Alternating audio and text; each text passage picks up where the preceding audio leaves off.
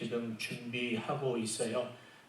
하나씩 운영위원회에서 결정을 해가고 있는데 그 날짜가 정해지게 되면 여러분들에게 곧바로 알려드릴 것입니다. 다만 주정부에서 어떤 조건을 붙이게 될지 그거를 몰라서 우리가 그 조건에 따라서 또 합당하게 또 준비를 해야 되니까 거기에 필요한 내용들이 발생을 하게 되면 여러분들한테 공지해드리고 그리고 또 양해도 구하게 될 것입니다. 또 모이는 인원의 제한이 없이 그냥 자유스럽게 예전처럼 모이게 되는 첫날 그때에 우리가 성찬식을 하게 될 것입니다. 여러분들이 착오가 없기를 바라고요.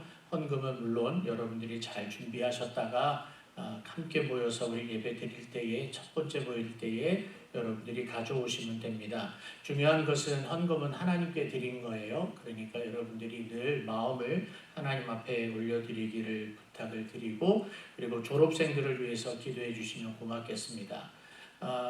우리 아린이라는 어린이가 있습니다. 권기선 자매님, 권기선 자매의 딸인데 엄마와 딸이 한국에 갔는데 가자마자 너무 기뻐서 그랬는지 좀 뛰다가 뼈를 좀 다쳤어요. 팔뼈가 좀 부러졌는데 자라는 데에 성장판에 지장이 없도록 위해서 여러분들이 기도해 주시고 자칫 이게 잘못 되게 되면 수술을 또 해야 된답니다. 그러니까 여러분들이 기억해 주시고 기도해 주시면 고맙겠습니다. 우리가 같이 모이지는 못하지만 마음은 예전보다 더 가까워지는 여러분들이 되기를 꼭 부탁을 드립니다.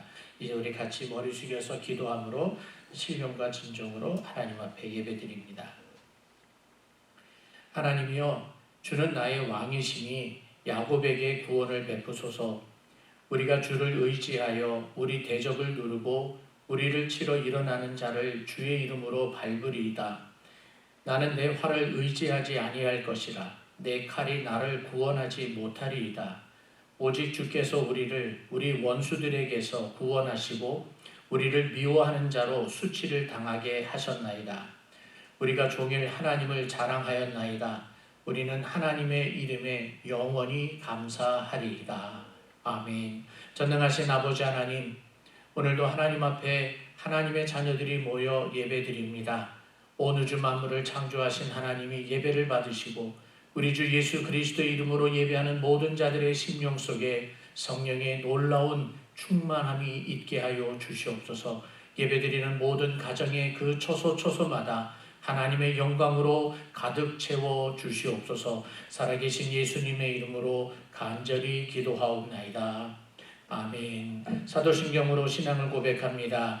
전능하사 천지를 만드신 하나님 아버지를 내가 믿사오며 그 외아들 우리 주 예수 그리스도를 믿사오니 이는 성령으로 잉태하사 동정녀 마리아에게 나시고 본디오 빌라도에게 고난을 받으사 십자가에 못 박혀 죽으시고 장사한 지 사흘 만에 죽은 자 가운데서 다시 살아나시며 하늘에 오르사 전능하신 하나님 우편에 앉아 계시다가 저리로서 산자와 죽은 자를 심판하러 오시리라. 성령을 믿사오며 거룩한 공회와 성도가 서로 교통하는 것과 죄를 사하여 주시는 것과 몸이 다시 사는 것과 영원히 사는 것을 믿사옵나이다. 아멘. 우리 찬송가 299장, 통합찬송가 418장 찬송 같이 합니다.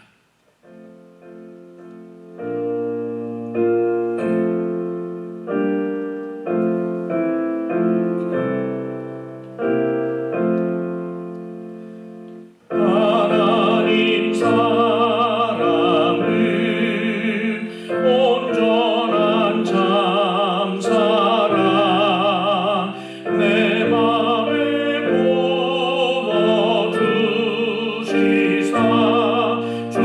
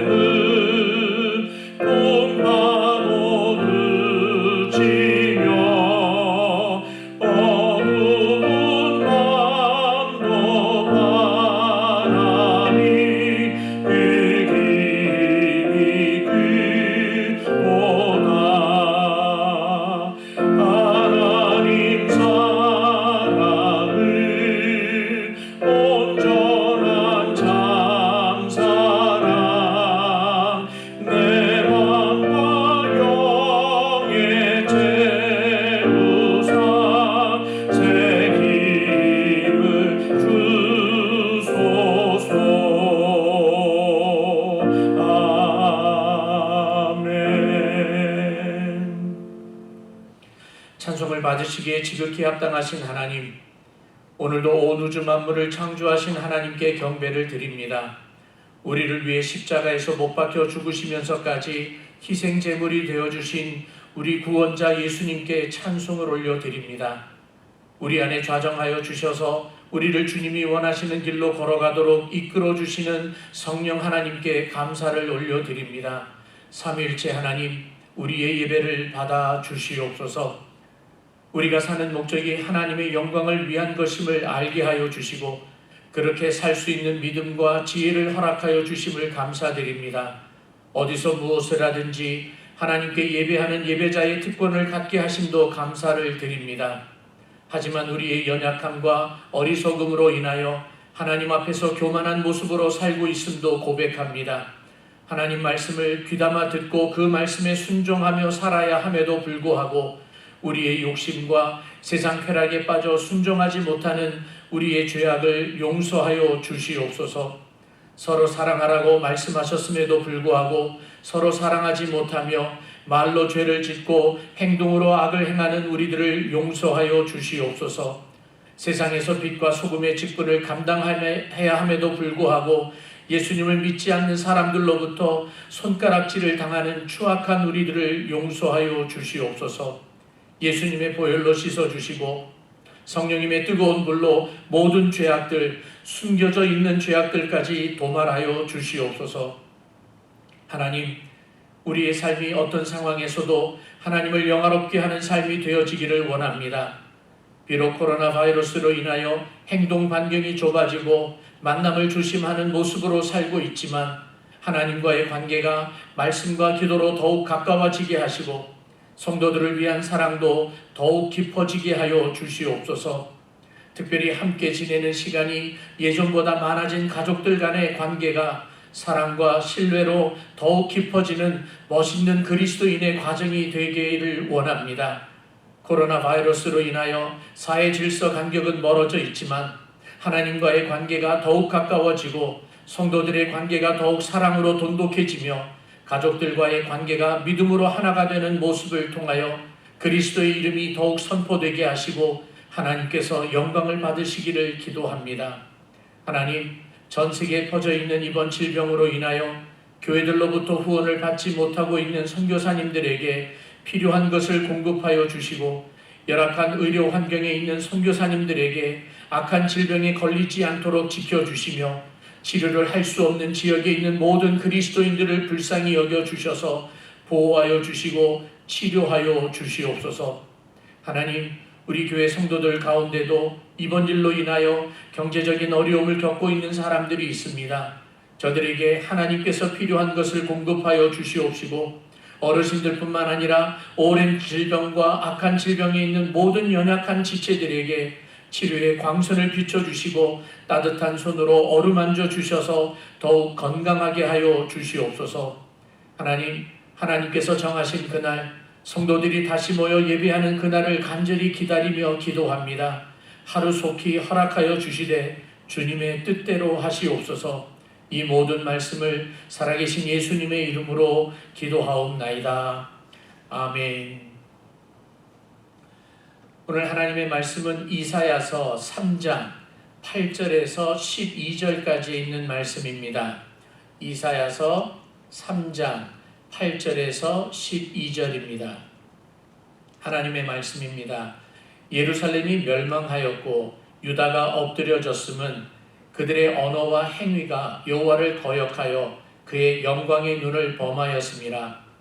그들의 안색이 불리하게 증거하며 그들의 죄를 말해주고 숨기지 못함이 소돔과 같으니 그들의 영혼에 화가 있을진저 그들이 재앙을 자취하였도다. 너희는 의인에게 복이 있으라 말하라. 그들은 그들의 행위의 열매를 먹을 것이며 악인에게는 화가 있으리니 이는 그의 손으로 행한 대로 그가 보응을 받을 것임이니라. 내 백성을 학대하는 자는 아이요 다스리는 자는 여자들이라. 내 백성이여 내 인도자들이 너를 유혹하여 내가 다닐 길을 어지럽히느니라. 아멘. 우리 지난 주일에는 무정부 상태라고 하는 제목으로 말씀을 드리면서 무정부 상태의 특징은 도덕적으로 타락했고 사리사욕, 자기 개인의 이득만 취한다고 그랬고 또 결국에는 아무도 책임지지 않는 나라의 모습이 무정부 상태의 모습이라고 말씀을 드렸습니다. 오늘은 8절에서 12절까지를 읽었지만 8절에서 15절까지를 조금 넓혀서 보면 멸망하고 있는 유다에게 대해서 하나님이 고발하는 것을 볼 수가 있어요. 그래서 8절에서부터 15절까지를 전체를 놓고 보면 하나님이 고발하는 장면, 하나님이 변론하는 그런 장면이 등장을 하고 있는데 오늘 읽었던 본문 8절에서 12절까지는 지난주에 무정부 상태가 되었다고 했는데 왜 무정부 상태가 되었는지에 대한 이유를 간단히 먼저 이야기를 합니다. 그리고 나서 의인과 악인을 구분하는 모습이 등장을 하고 있고 그리고 맨 마지막에 가서는 어리석은 통치자에 관한 이야기를 또다시 하고 있는 것을 우리들이 볼 수 있습니다. 먼저 8절과 9절에서 이 유다가 무정부 상태가 될 수밖에 없었던 그 이유를 간단하게 설명하고 있는데 두 가지를 놓고 우리가 볼 수 있습니다. 첫 번째는 8절에서 이런 표현이 있어요. 예루살렘이 멸망하였고 유다가 엎드려졌음은 그들의 언어와 행위가 여호와를 거역하며 그 다음에 뭐라 그랬어요? 그의 영광의 눈을 범하였음이라 라고 했습니다. 즉 무정부 상태가 된 첫 번째 이유는 뭔가 하면 하나님의 영광의 눈을 피했기 때문에. 근데 여기서 피했다라고 했지만 돌렸다라고 하는 뜻이 아니고요. 사실은 여호와의 영광의 눈을 대항하는 것입니다. 하나님의 뜻을 대항하고 있는 그런 모습이에요. 재미있게 이 8절에서 예루살렘이 멸망했다 그리고 유다가 엎드려졌다고 했는데 이 엎드려졌다라고 하는 단어는 그래서 유다가 겸손하게 무릎을 꿇었구나 그런 뜻이 아닙니다. 여기서 겸손하게 kneel down 했다라고 하는 뜻이 아니라 여기서는 stumble이라고 하는 단어가 더 어울려요. 엎드려졌다 즉 자빠졌다라고 하는 거예요. 걸려 넘어졌다 비틀거리다가 쓰러졌다라고 하는 거예요. 유다가 점차 멸망해 가고 있다가 결국에는 걸려 넘어졌는데 납작하게 엎드려져 있는 모습, 비틀거리다가 쓰러져 있는 그런 모습이다라는 겁니다. 근데 예루살렘을 먼저 이야기하죠. 예루살렘이 멸망하였다. 예루살렘이 먼저 나온 이유가 무엇입니까? 예루살렘 성은 어떤 성인가 하면 그 예루살렘 성에 그 성에서부터 하나님의 말씀이 흘러나오던 곳입니다. 그 예루살렘 성 안에 성전이 있었기 때문에 그래요. 백성들은 그 성전에 가서 하나님 앞에 제사를 드렸고 거기서 제사장들의 입술을 통하여서 하나님의 율법이 선포되어졌고 하나님의 명령이 온 백성들에게 전달되어졌던 시발점이 바로 예루살렘이라고 하는 것입니다. 또한 그 예루살렘은 높은 언덕에 있었어요. 그런데 그 예루살렘조차도 멸망했다라고 이야기하는 겁니다.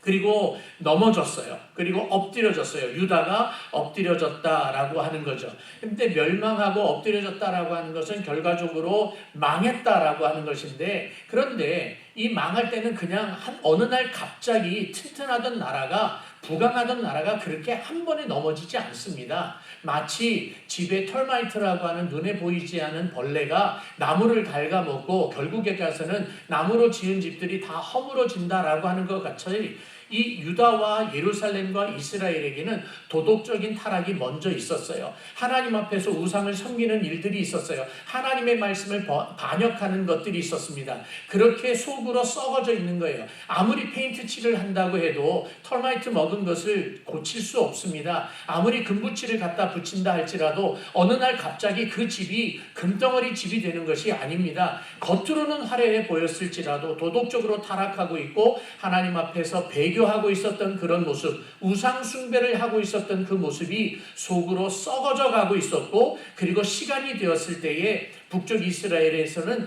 아수르가 침공해 왔을 때 무너졌고 남쪽 유다 나라는 바벨론이 침공해 왔을 때 넘어지는 겁니다. 정리하자면 이미 도덕적으로 타락했던 그 나라가 외부의 공격, 적군의 공격이 있을 때에 무너지는 것을 저와 여러분들은 이미 보고 있었습니다. 그 나라는 결국에 이름 없는 모습으로 전락하게 될 것입니다.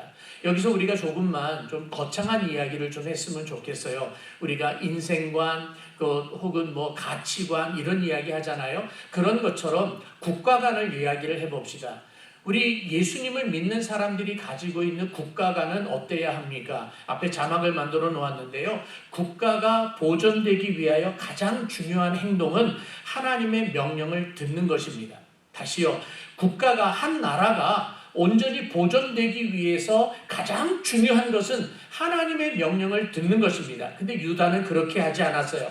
또 계속해서 읽어보면 하나님의 백성들이 하나님의 보호를 받기 위해서 가장 중요한 행동 역시 순종입니다. 그러므로 하나님의 나라에 하나님의 도우심을 받는 국가가 되기 위해서 제일 중요한 것 하나님의 명령을 듣는 것이다. 성도로서 하나님의 보호하심을 받기 위해서 가장 중요한 것은 무엇이냐? 순종이다 라고 이야기하는 겁니다. 하지만 이사야는 고발을 하지요. 그렇게 하지 않았다는 거예요. 유다가 그렇게 하지 않았다는 겁니다. 심지어 그들의 반항하는 모습을 어떻게 표현을 했는가 하면 8절에 있는 말씀에 그들의 언어와 행위가 여호와를 거역했다라고 했습니다. 언어는 무엇입니까? 말이잖아요. 혀잖아요.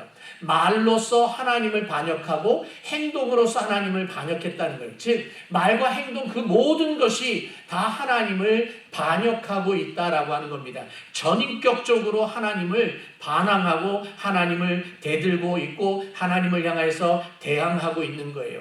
애굽 땅에서 하나님께서 이스라엘 백성들을 건져주셨을 때에 이런 이야기를 합니다. 나는 너희의 하나님이 될 것이다 라고 이야기를 하셨어요.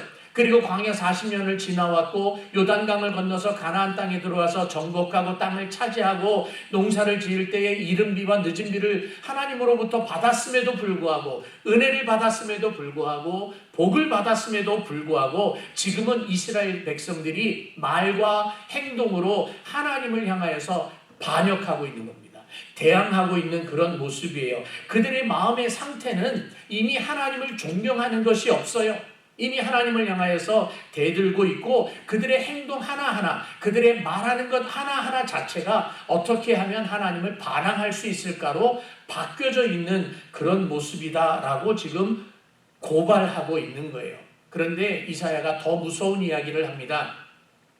8절 끝에 말씀에 여호와의 영광의 눈을 범하였다. 하나님의 영광의 눈을 피하지 못했다라고 이야기하는 겁니다. 여기서 하나님의 영광을 눈으로 표시하고 있잖아요. 하나님의 영광은 어느 곳에서 나타나야 되는가 하면 하나님이 만드신 모든 창조물 가운데에서 하나님의 영광이 드러나야 하는 것입니다. 하나님이 온 우주 만물을 창조하신 이유가 무엇입니까? 하나님의 영광을 드러내기 위함입니다. 하나님이 저와 여러분들을 창조하신 이유가 무엇입니까? 이 땅에 태어나게 하신 이유가 무엇입니까? 하나님의 영광을 드러내는 것입니다. 그런 하나님의 영광을 눈으로 표시하면서 범죄하고 있는 유다와 예루살렘과 이스라엘을 지금 바라보고 있다라고 이야기하는데 그런 하나님의 영광의 눈 앞에서도 그들은 계속해서 반역하고 있는 것입니다. 그래서 나라가 무정부 상태가 되었다라고 이유를 이야기해요.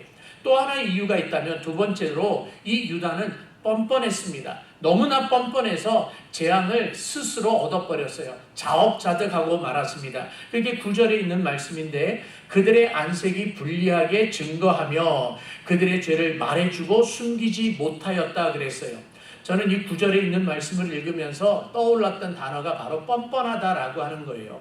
이스라엘 백성들이, 유다 백성들이 부끄러운 줄도 몰라요. shameless. 부끄러운 줄도 모르고 하나님 앞에서 계속해서 죄를 범하고 있는 거예요. 9절이 이렇게 얘기했어요. 다시 읽을게요. 그들의 안색이, 얼굴빛이 그들에 대해서 불리하게 증거하고 있다는 거예요. 속에 가지고 있었던 감정이 얼굴로 나타나는 겁니다. 그래서 우리 주변에 그런 얘기 많이 하잖아요. 저 사람은 속에 있는 거를 숨기지 못해. 삐진 것 같아. 저 사람 기뻐하는 것 같아. 좋아하는 것 같아. 고소하다고 생각하는 것 같아. 속에 가지고 있는 감정이 얼굴 빛으로 나타나죠. 그래서 이 속에 가지고 있는 것을 겉으로 드러내지 않는 사람, 아주 전문가들이 있죠. 포커 페이스라고 하는 사람들. 그 포커 하다가 자기가 어떤 패를 가지고 있는지 상대방에게 들키지 않기 위해서 어떤 사람은 카우보이 모자처럼 모자를 쓰고 나오기도 하고 선글라스를 끼기도 하고 하여튼 뭐 별의별 무장을 다 하고 나옵니다. 들키지 않으려고. 그걸 포커 페이스라고 그러는데 그러나 일반적으로 사람은 자기 속에 가지고 있는 것이 얼굴 빛으로 드러나고 있어요. 그래서 유다가 가지고 있었던 그 속의 마음이 얼굴 빛으로 드러나고 있는데 그것이 불리하게 그들에게 증거하고 있다. 너희들의 속마음이 이랬다라고 하는 것을 너희들 숨길 수 없다라고 이야기를 하는 거예요. 이 부분에서 요한 칼빈이 이렇게 이야기를 해요. 재밌게 표현을 합니다. 그들은 자기들의 이마에 자기 스스로 속이며 외식하고 있다는 표시를 하고 있다. 쉽게 말하면 나 지금 하나님을 향해서 반역하고 있어요. 그러면서 이마에다가 표시하고 다니는 거예요. 쪽지 붙이고 다니는 거예요. 마치 유치원에 들어갔을 때에 여기에다가 수건을 가슴에다가 옷에다가 수건 이렇게 붙여놓고 가는 것처럼 나 유치원생이에요 라고 하는 표시잖아요. 이마에다가 나 지금 하나님을 반역하고 있어요 라고 대놓고 있다 라고 요한 칼빈은 그렇게 이야기를 해요. 이런 유다의 모습이 얼마나 사악했는지 이사야가 비유를 들어서 이야기합니다. 소돔과 같다라고 이야기합니다.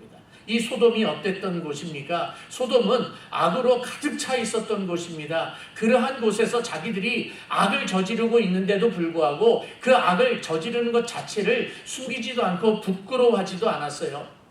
그 소돔 땅에 있었던 롯의 가족을 구출하기 위해서 천사가 들어갔습니다. 그리고 롯의 집에 들어갔을 때에 그 동네 사람들이 와서 그 사람 내놓아라. 그 사람들에게는 그냥 남자로 보였던 거죠. 내놓아라. 우리가 그와 더불어서 성관계를 하겠다. 대놓고 이야기를 해요. 롯이 안 된다 그러면서 차라리 내 딸을 주겠다라고 이야기했음에도 불구하고 남자를 내놓으라고 하는 것입니다. 대놓고 성관계를 동성애를 하겠다라고 하는 것입니다. 그것을 남색이다라고 성경은 가르쳐주고 있는데 여러분 동성애는 죄입니다. 이게 성취향이 어쩌고 저쩌고 태어날 때부터 어쩌고 저쩌고 그런 것과는 상관이 없습니다. 성경은 분명하게 가르치기를 동성애는 죄악이라고 분명하게 가르쳐주고 있습니다. 그런 모습이 어떤 그런 모습처럼 죄를 범하고 있는데 죄를 부끄러워하지도 않는 뻔뻔한 모습, 이것이 유다 백성들의 모습이에요. 그렇게 뻔뻔했기 때문에 무정부 상태가 됐다고 하는데 여기서 우리들에게 죄인의 모습을 가르쳐주고 있어요. 제가 앞에 자막을 만들었는데 제가 읽을게요. 숨길 수 없을 정도로 죄악을 저지르는 그런 모습이에요. 숨길 수 없는 모습으로 죄악을 저지르는 그런 모습이고요. 그런 모습으로 인하여서 뻔뻔함이 극치에 달한 상황, 이것이 바로 죄인들의 모습입니다. 이거는 앞에 자막이 없었네요. 제가 다시 읽을게요. 죄인의 모습을 볼 수 있는데 숨길 수 없을 정도로 죄악을 저질렀지만 죄악을 숨길 생각조차도 하지 않고 있는 뻔뻔함의 극치, 이것이 죄인들의 모습이에요. 우리가 다른 사람들을 이야기할 필요 없습니다. 저와 여러분들은 어떻습니까? 우리가 죄를 저질러서 이게 죄였구나 라고 깨닫고 하나님 앞에 회개하고 용서를 받았어요. 근데 그 다음은 어때요? 죄인 줄 알면서 또 저지르잖아요. 이게 우리들의 모습이에요. 하나님 앞에서 무릎을 꿇고 머리 숙이고 통회하고 자복하고 옷을 찢는 것이 아니라 우리의 가슴을 찢고 마음을 찢으면서 하나님 앞에 회개해야 합니다. 이렇게 유다 백성들은 하나님 앞에서 죄악을 저지름에도 불구하고 여호와의 영광의 눈을 피하지도 않고요, 뻔뻔하게 죄를 지으는 그런 모습에서 화를 자초하게 되었습니다. 그래서 9절 끝에 있는 말씀에 뭐라고 했어요? 그들이 재앙을 자취하였도다, 자업자득이다 라고 하는 이야기예요. 이스라엘의 모습이에요. 그런 이스라엘의 모습을 향하여서 하나님께서 얼마나 혐오하고 있는지 이사야가 이야기하는 거예요. 너희들 맞아도 싸. 너희들은 당연한 거야. 너희들이 지금 재앙을 겪고 있고 앞으로도 재앙을 겪게 될 텐데 그것은 너희들 스스로 얻게 된 것이다 라고 이야기를 하는 겁니다.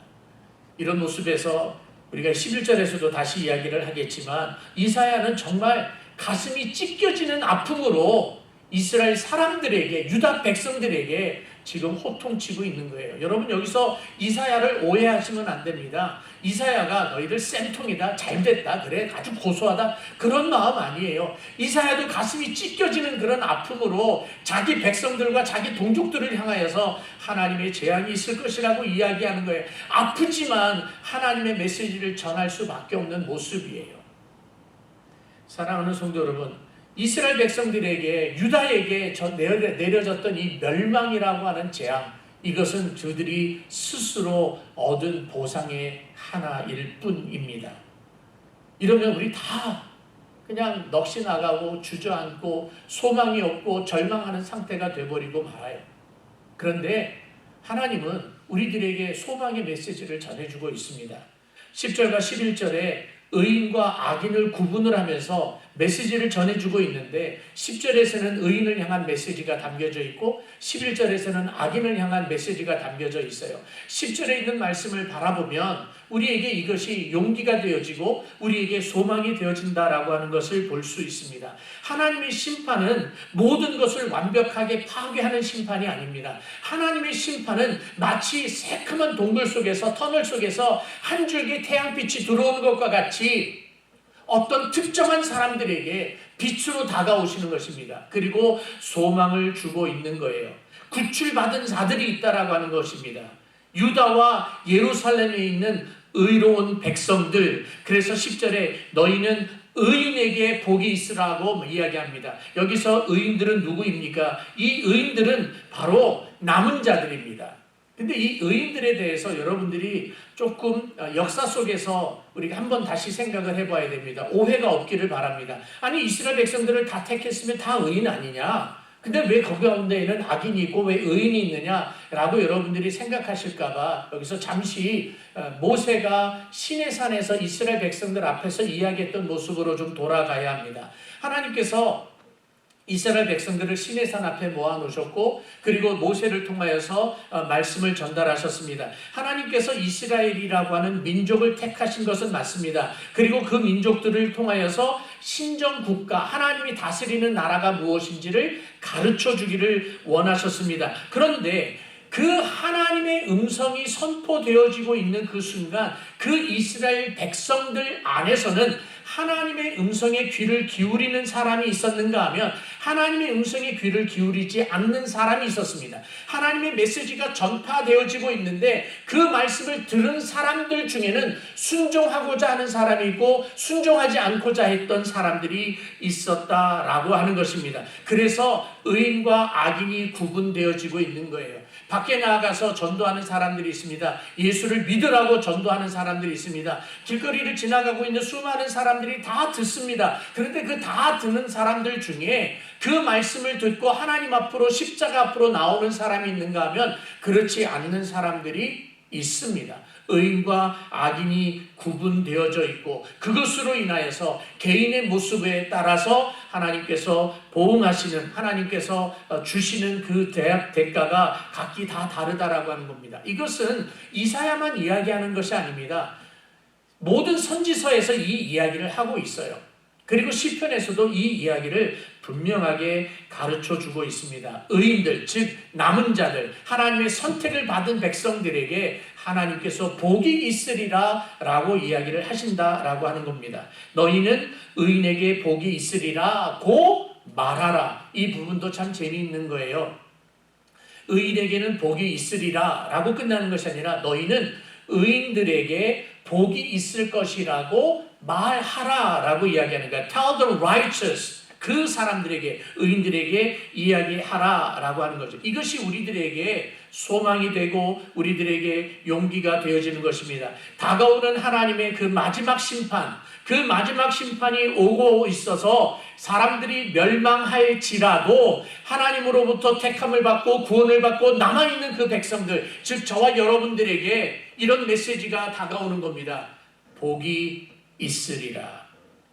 하나님의 의인들은 즉 하나님의 음성을 듣고 순종하는 사람들에게 하나님은 결코 잊지 않으시겠다라고 하는 겁니다. 예수님께서 다시 오시는 그날에 이 땅에 있는 수많은 하나님의 의인들을 단 한 사람도 놓치지 아니하고 하나님께서 찾아가 주시고 그들에게 복을 주실 것인데 그 가운데 저와 여러분들이 있을 것입니다. 그들은 그들의 행위의 열매를 먹을 것이다 라고 이야기를 합니다. 의인들이 복을 받을 것입니다. 그 복은 바로 행한 대로 복을 받는 것인데 여기서 우리들이 오해하지 않아야 될 것은 행함 때문에 우리들이 어떤 일을 행했기 때문에 구원을 받는 게 아니래요. 그것이 아니라 남아있는 자들, 하나님의 은총 가운데 있는 사람들은 이미 구원받은 사람들입니다. 그 구원받은 사람들에게 하나님께서 복을 허락해 주시는 겁니다. 그래서 앞에 자막을 만들어서 정리를 했어요. 하나님의 백성들은, 즉 의인들이에요, 믿음을 통해서 의롭게 되며 이것으로부터 의인들이 누릴 그의 의의 열매인 하나님의 복이 내리게 된다라고 하는 것입니다. 의인들을 향하여서는 하나님께서 복을 주시겠다라고 이야기를 했는데, 이 복이 어떤 것인 줄 아십니까? 우리 영어로 읽어보면 여기서 뭐라고 했는가 하면 You shall be well 이에요.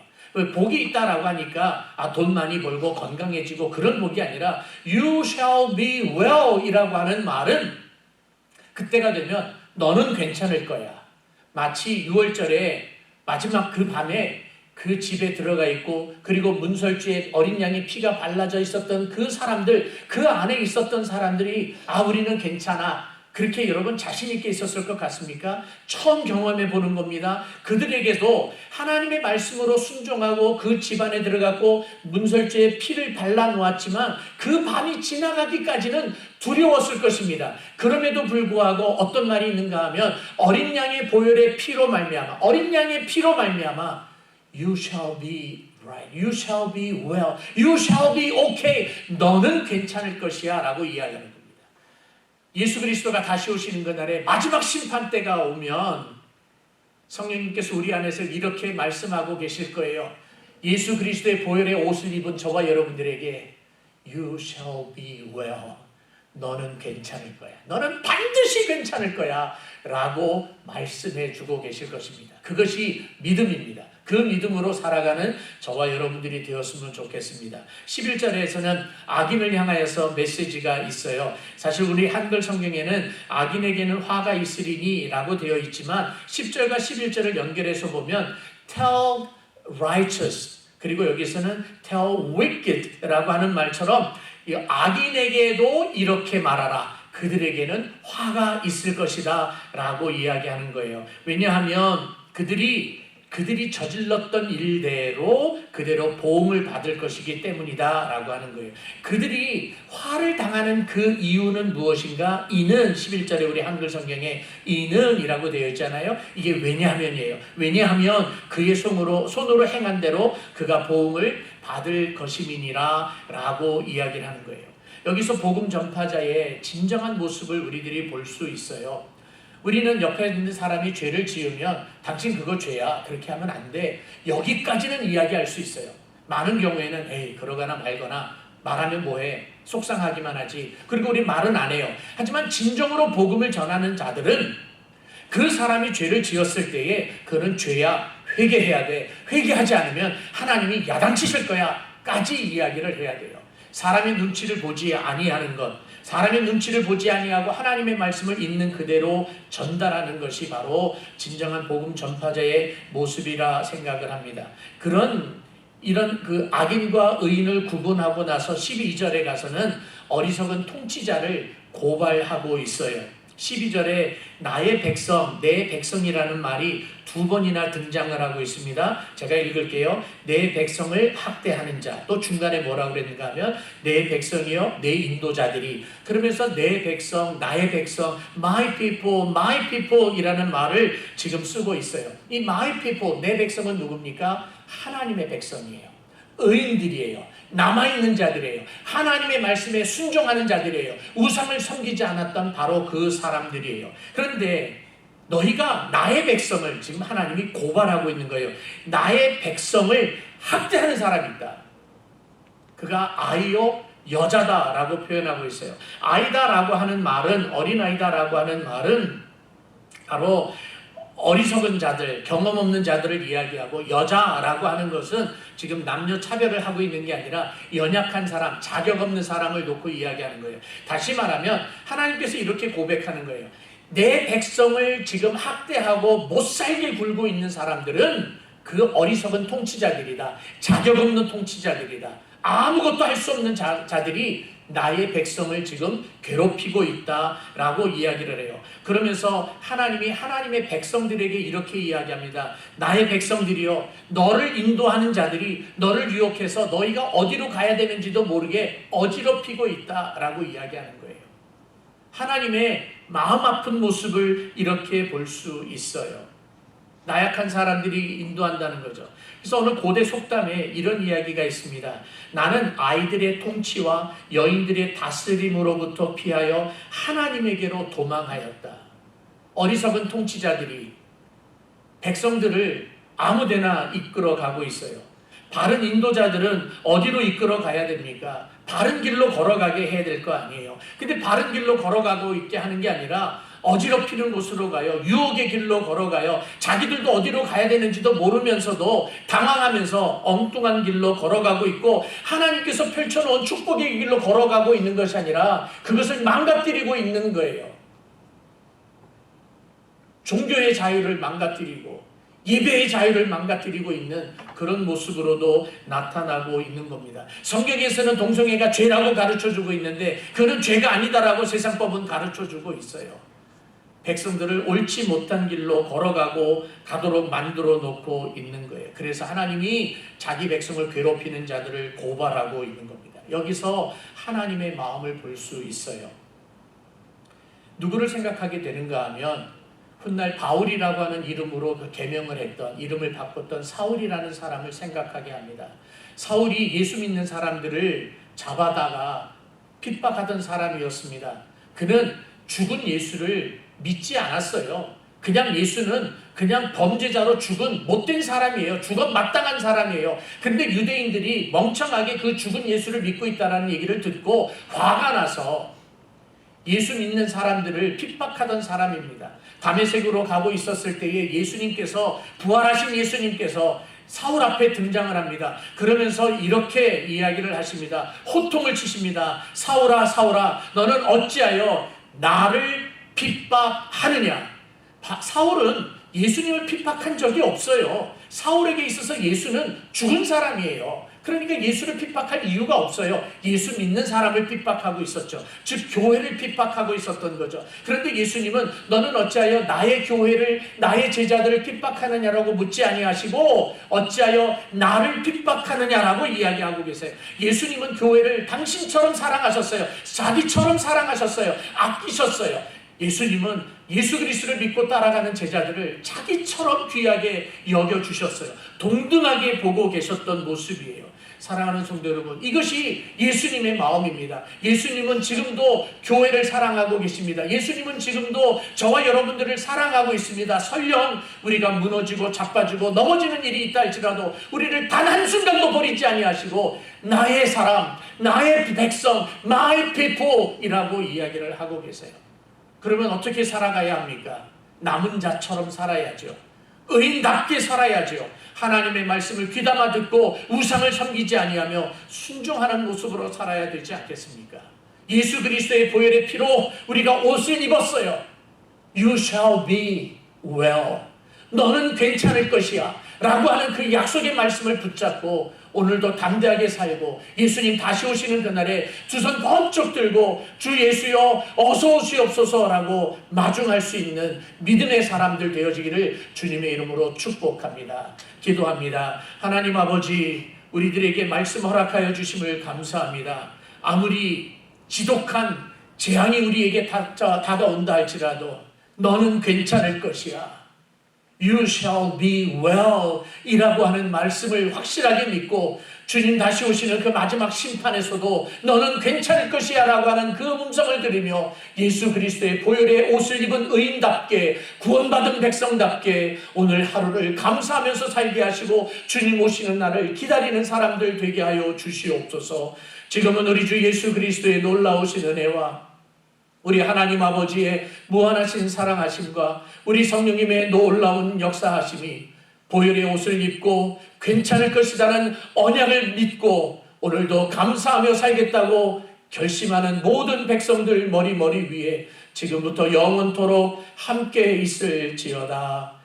아멘.